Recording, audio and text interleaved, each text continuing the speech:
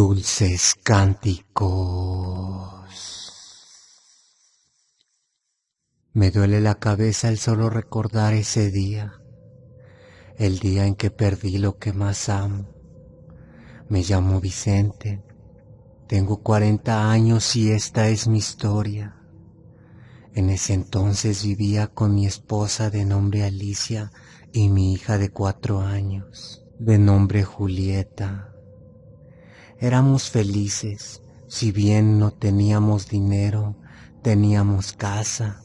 Yo trabajaba lo más que podía para que no nos faltara nada. Cabe destacar que vivíamos cerca del mar, así que a veces mi hija quería jugar ahí, así que su madre o yo la llevábamos a distraerse, jugar en la arena y después regresar antes del anochecer. Era muy normal que cada semana alguna tripulación contara historias.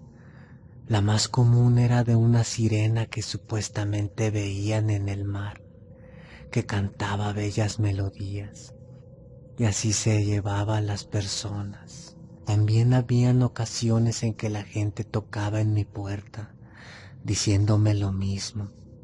Venían alterados, y como vivíamos cerca del mar, era la primer casa a la que llegaban, así que les ofrecíamos un café en lo que se calmaban. No sabía si la dichosa leyenda de la sirena era verdad, y me daba igual. Jamás habíamos escuchado nada, así que no hacíamos caso. Un día que estaba descansando del trabajo, llegó mi hija a decirme que quería ir al mar. Su mamá estaba ocupada, así que la llevé. Jugamos toda la tarde hasta que se estaba oscureciendo. Ahí le dije que teníamos que regresar. Cuando estábamos juntando nuestras cosas, empecé a escuchar un sonido que se hacía más y más fuerte, como si se viniera acercando. Era un cántico muy lindo, con una voz tierna, pero se escuchaba dentro del mar. Como estaba oscuro no lograba ver mucho. En ese momento vi a mi hija que estaba a unos 5 metros de mí, como empezó a caminar hacia el mar. Yo la empecé a llamar, Julieta, Julieta, y no respondía. Al ver que mis palabras no funcionaban, corrí a tomarla de la mano y la jalé. Le dije que me volteara a ver mientras la sacudía y no respondía.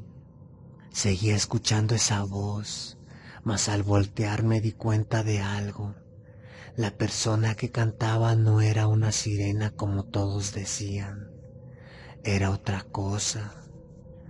Tenía escamas por todo el cuerpo, unos ojos grandes y sus dientes medían alrededor de unos 50 o 60 centímetros. Tenía garras y estaba parado en un solo pie, en una piedra. Ahí dejó de emitir el sonido y empezó a distorsionarse. Ahora se oía más como un rugido. Yo al ver esto cargué a mi hija y me la llevé corriendo de ese lugar. Al poco tiempo de alejarme, mi hija reaccionó y no recordaba qué había pasado. Yo estaba petrificado del susto. Ahora había entendido que los cuentos de los marineros eran más que eso. Pero ¿cómo se lo contaría a mi esposa? No había forma de hacerlo.